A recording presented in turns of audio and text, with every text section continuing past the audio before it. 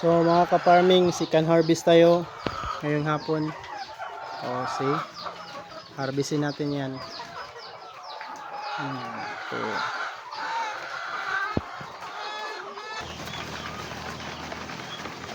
Okay, so yun mga ka-farming, nakapag-harvest tayo niyan.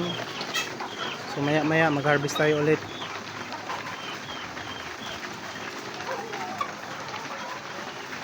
Pinakain ko muna sila mga ka-farming. Marami pang harvest yung mga ka-farming nasa ilalim.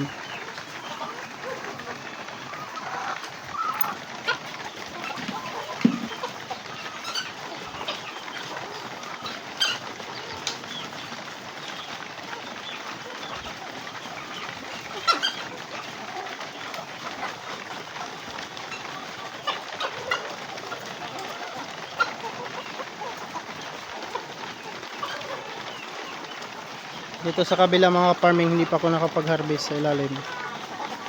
Hindi kasi nahuhulog yung iba. So nasa ilalim yung ibang itlog.